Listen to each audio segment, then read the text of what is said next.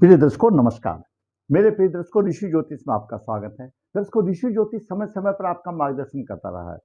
सबसे पहले तो मैं आपको धन्यवाद देना चाहूंगा जो आप मेरे वीडियो बड़ी उत्साह से देख रहे हैं, और उसके बाद मैं आपसे आग्रह करूंगा वीडियो देखने के बाद आप जैसा भी मेरा वीडियो जैसा भी आपको लगे आप कमेंट बॉक्स में जरूर लिखें। आपको अच्छा लगा है तो शेयर करें, और जिसने मेरा चैनल सब्सक्राइब नहीं किया सब्सक्राइब करें। दर्शकों आज के वीडियो में हम आपको एक बहुत महत्वपूर्ण ही विषय पर विचार करने जा रहे हैं कि लगन कुंडली के साथ साथ चलित कुंडली का भी महत्व है, क्योंकि लगन कुंडली में जो ग्रह की स्थिति है चलित कुंडली में कुछ परिवर्तित हो जाती है तो भविष्य फल में भाव फल में अंतर आ जाता है। दूसरा है उच्च ग्रह का महत्व। हमेशा ज्योतिष शास्त्र में हम लोग ऐसे ही चिल्लाते रहते हैं कि उच्च ग्रह है उच्च ग्रह है। उच्च ग्रह का महत्व क्या है, उच्च ग्रह कब फल देते हैं। तीसरा भाग उदय कब होगा। इन तीन बिंदुओं पर हम विचार करेंगे एक संबंधित पुरुष जातक की कुंडली में। पुरुष जातक का जन्म 22 सितंबर 1984 सुबह 5:30 बजे नक्षत्र अश्लेषा चरण 2 वार शनिवार कृष्ण पक्ष द्वादशी को हुआ। अश्लेषा नक्षत्र अपने आप में गणमूल नक्षत्र है। जन्म के समय पर सिंह लगन उदय हुआ। लगन के 25 डिग्री विराजमान है और बुध वहीं 20 डिग्री लेकर के विराजमान है। द्वितीय भाव में सूर्य 5 डिग्री लेकर के विराजमान है। तृतीय भाव में तुला राशि में शुक्र 1 डिग्री 51 मिनट लेकर के मृत अवस्था में है। वहीं पर शनि 19 डिग्री 48 मिनट लेकर के विराजमान है। चतुर्थ भाव में केतु 6 डिग्री और मंगल 27 डिग्री लेकर के अपनी राशि में है विराजमान है, और मंगल महापुरुष योग बना रहा है, रोचक योग बना रहा है। पंचम भाव में गुरु धनु राशि में है 10 डिग्री लेकर के विराजमान है। दसम भाव में राहु 6 डिग्री लेकर विराजमान, चंद्रमा वहीं 21 डिग्री लेकर 23 मिनट लेकर के विराजमान है। यह ग्रहों की स्थिति रही। जातक का जन्म सिंह लगन में हुआ। सिंह लगन वालों का थोड़ा सा लंबा कदम होता है, इनको गुस्सा कम आता है, बहुत सोचते हैं, गंभीर स्वभाव होता है, लेकिन आ जाता है तो ठंडे भी बड़ी मुश्किल से होते हैं। इन जातकों की एक खास आदत है, अब जैसी परिस्थिति हो वैसे उसमें ढल जाते हैं। आत्मविश्वासी हैं, अनुशासन के प्रिय हैं, और इनमें उद्देश्य को पूरे करने की भावना लगी रहती है। वो जिस उद्देश्य को ठान लेते हैं वो लगे रहते हैं, उसके पीछा नहीं छोड़ते जब तक हासिल नहीं कर लेते। बात करते हैं लग्ने सूर्य 5 डिग्री 31 मिनट लेकर के द्वितीय भाव में है। द्वितीय भाव कुटुंब का भाव है, बंधन का भाव है, नेत्र रोग देने वाला है, परिवार का सुख मिलता है उसको, आयु अच्छी होगी। क्यों? अष्टम भाव को देख रहा है। लेकिन ऐसे जातक के पास धन नहीं रुकेगा। क्यों? लग्नेश वहां बैठा है, धन को खर्च कर देगा। बात करते हैं चंद्रमा। चंद्रमा द्वादश भाव का स्वामी अपनी राशि में है। द्वादश भाव सहवास का भाव है, खर्चे का भाव है, खर्चा अधिक होगा। बाहर का भाव है, बाहर के स्थानों से अच्छा सुख होगा, सेवा सुख अच्छा होगा। सप्तम दृष्टि से छठे भाव को देख रहा है, इसका खर्चा जातक का रोग और शत्रु कोर्ट कचहरी में भी हो सकता है। अब बात करते हैं मंगल की। सिंह लगन के लिए मंगल प्रबल कारक है, त्रिकोण का स्वामी, केंद्र का स्वामी और केंद्र में है। मंगल हमेशा उसी कुंडली में अच्छा फल देता है जो केंद्र और त्रिकोण का स्वामी होता है। यहाँ पर मंगल जो है रोचक योग बना रहा है। मातृभूमि का अच्छा सुख, माता का अच्छा सुख, चतुर्दृष्टि सप्तम भाव को देख रहा है, सामान्य सफलता मिलेगी तकलीफों के बाद में। सप्तम दृष्टि से दसम भाव को देख रहा है, व्यवसाय में अच्छा फायदा होगा। और अष्टम दृष्टि से एकादश भाव को देख रहा है, कुछ आमदनी के भी सोर्स बनाने का कोशिश करेगा। बात करते हैं बुध की। बुध दर्शकों एकादश भाव का स्वामी है, धन का भाव का स्वामी है। दोनों भाव धन से संबंधित है, आमदनी और धन को इकट्ठा करना। लेकिन बुध लगन भाव में है, विवेकी होगा, सम्मानित होगा, धनी होगा। सप्तम दृष्टि से सप्तम भाव को देख रहा है, स्त्री के पक्ष में अच्छा होगा, सफलता मिलेगी। थोड़ी बहुत छुटपुट वैवाहिक जीवन में हो सकती है, नहीं तो वैवाहिक जीवन कैसे भी पार हो जाएगा। बात करते हैं गुरु की। गुरु अष्टम भाव का स्वामी है और पंचम भाव का स्वामी। पंचम भाव में गुरु अपनी राशि में 10 डिग्री लेकर के विराजमान है।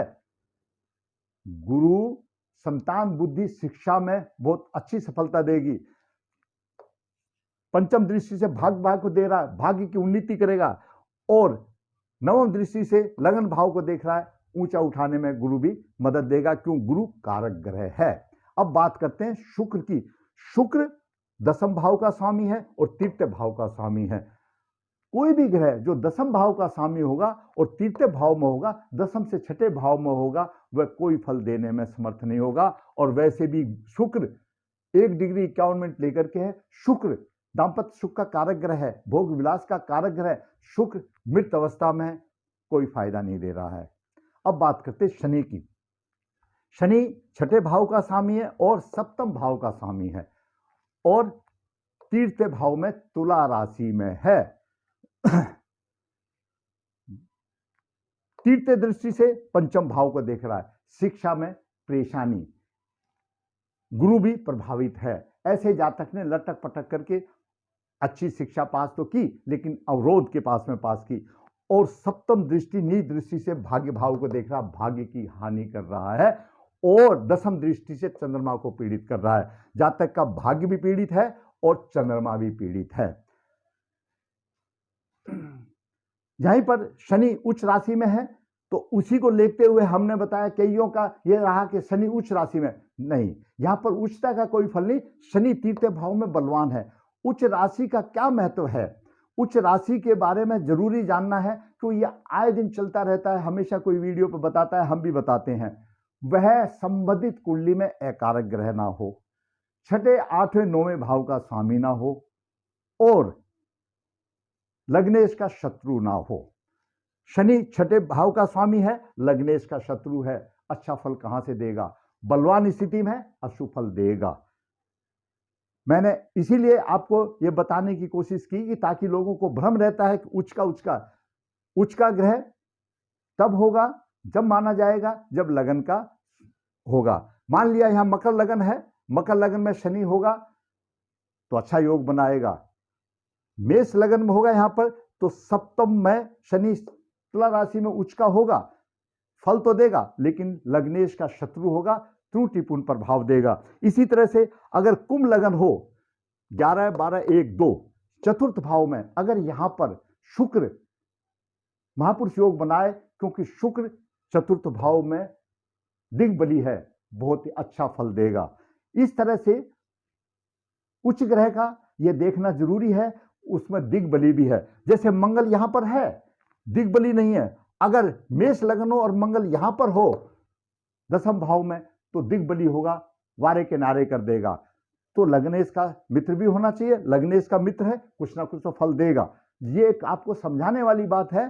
पूर्ण तरह से तब फल मिलता है इन महापुरुषों का जबकि लग्नेश का मित्र हो और अच्छे दिग्बली भी अच्छा हो। दिग्बली बहुत जरूरी है। दिग्बली का मतलब बुध और शुक्र लगन में बलवान होते हैं। अगर बुध और गुरु लगन में बलवान होते हैं, अगर ये यहां पर अपनी राशि में है, भद्र योग और हंस योग बनाए तो प्रभाव मिलेगा। शुक्र चंद्रमा यहां बलवान होते हैं, उनको चतुर्थ भाव में मिलेगा। मंगल और सूर्य यहां पर बलवान होते हैं, उनको मिलेगा। शनि सप्तम भाव में पश्चिम दिशा में बलवान होता, ये दिग्बली माना जाता है। तब वो जो है ना उसका प्रभाव मिलेगा। वो 6, 8, 12 का स्वामी बिल्कुल ना हो, क्योंकि 6, 12वें भाव का स्वामी मकर लगन में अगर धनु राशि गुरु की राशि बन जाती है और अगर वो कहीं पर अपनी राशि में होगा तो कैसे देगा? वो तो पृथक कारक ग्रह बन जाएगा। तो इस बातों का ध्यान रखना चाहिए। उच्च ग्रह का महत्व क्या है, कब देगा? लगन का शत्रु ना हो, लगन का मित्र हो, 6, 8, 12 का भाव का स्वामी ना हो और वह कारक ग्रह हो तो अच्छा फल देगा। बाकी देगा लेकिन उसके कोई गिनती वाली बात नहीं है, अच्छा तो देगा। Something is better than nothing, वो ही कहानी बात है। अब बात करते हैं चलित कुंडली में। चलित कुंडली में जैसे यहां हमने प्रभाव बताया, चलित कुंडली में ग्रहों की स्थिति थोड़ी विषम हो गई। राहु नवम भाव में आ गया। नवम भाव भाग्य का भाव है, शनि का भी प्रभाव है, राहु का भी प्रभाव है। भाग्य की पूर्ण रूप से हानि हो गई। यहां पर गुरु प्रभाव दे रहा था, भाग्य को ऊंचा उठा रहा था, लगन को ऊपर उठा रहा था। यहां पर गुरु भी राहु से पीड़ित हो गया। यहां पर चलित कुंडली में राहु की नवम दृष्टि से गुरु भी पीड़ित हो गया, राहु की पंचम दृष्टि से सूर्य पीड़ित हो गया, लगन भी पीड़ित हो गया। और राहु पर शनि और राहु का नवम भाव पर शनि राहु का प्रभाव है, नवम भाव पीड़ित हो गया। ज्योतिष का सूत्र है सूर्य शनि द्वादश भाव का स्वामी और राहु या राहु अधिष्ठ राशि का स्वामी ये इनमें से 2 या 2 से अधिक प्रभाव वहां हो गए, उससे पृथकता कर देंगे। चलित कुंडली में मेष राशि में राहु हो गया, सिद्धांत के मुताबिक मंगल भी राहु जैसे फल देने वाला हो गया। तो कहां से मंगल शुभ फल देगा? चलित कुंडली में राहु अधिष्ठ राशि का स्वामी मंगल हो गया, तो व्यवसाय की बात नहीं, माता के सुख की बात नहीं, मकान की सुख की बात नहीं, और ऐसा ही हो रहा है। बात करते हैं दशाओं की। दशाएं, जन्म के समय पर बुध की दशा थी, उसके बाद केतु की दशा 14 सितंबर 2002 तक आई, उसके बाद शुक्र की 2022 तक दशा आई। शुक्र की महादशा में मंगल की अंदर दशा सितंबर 8 से लेकर 11 तक 3 साल अच्छे आए, लेकिन वो पृथ्वी दशा थी, शत्रुवत दशा थी, कुछ नहीं काम बना। उसके बाद अभी सूर्य की दशा 28 तक है। सूर्य की दशा में मंगल की दशा 23 से लेकर 4 जुलाई 23 से 8 जुलाई 23 तक आएगी, वो भी वध दशा होगी, उसमें भी नहीं बात बनने वाली। तो ग्रहों के साथ साथ दशाओं की अनुकूलता भी प्रभाव में जरूरी है। दर्शकों, इस जातक को, यह जातक हमारे जान पहचान के दायरे में आता है। इस जातक के परिवार को मैं पिछले 50 साल से जानता हूं, और ऐसे जातकों की कुंडली में एक्टिविटीज में देखते देखते जो है ज्ञान की वृद्धि होती है। शादी भी हो गई, बच्चे भी हो गए, लेकिन व्यवसाय नाम पर कोई चीज नहीं मिली, क्यों? भाग्य साथ नहीं दे रहा। इनका ग्रहों की स्थिति के मुताबिक मैं अपने अनुभव और उससे कह सकता हूं, मैंने पहले भी देखा है, मुझे मालूम भी है कि जीव आत्मा की मुक्ति नहीं हुई है, इनका जीव आत्मा में घूम रहा है। इनके जन्म से पहले वो हो गई थी, जिस टाइम पर हम शिक्षा काल में थे। हम ABCD भी ज्योतिष की नहीं जानते, कि मुझे याद है मैंने उनको कई बार बातों का अवगत कराया, भाई सब लोग मेरी बात मानते, लेकिन मानेगा तब जब उसके अच्छे दिन आएंगे। परमात्मा जब हुक्म देगा तभी तो होता है। ऐसे दोषों की शांति कराना अनिवार्य है। सूर्य पीड़ित है, लगन पीड़ित है, प्रेत शाप बन गया, पितृदोष निकालना पड़ेगा। कुंडली में 10वें भाव का स्वामी नीच राशि में चला गया, तो कैसे फल मिलेगा? मंगल यह योग कारक था, चंद्र कुंडली में, चलित कुंडली में मंगल भी अशुभ बन गया, कैसे होगा? राहु भाग्य की यहां पर ऊंचा उठा रहा था, यहां भाग्य को पीटने की वजह राहु भी पीट गया, तो कैसे होगा? ऐसी कुंडली में गुरु राहु का चंडाल योग की शांति कराना चाहिए, सूर्य राहु का ग्रहण योग की शांति कराना चाहिए। इस तरह से जातक को पितृदोष निवारण निकाल करके सूर्य को रोजाना अर्घ देना चाहिए, और सूर्य का नग भी धारण करना चाहिए, मंगल का रत्न भी धारण करना चाहिए।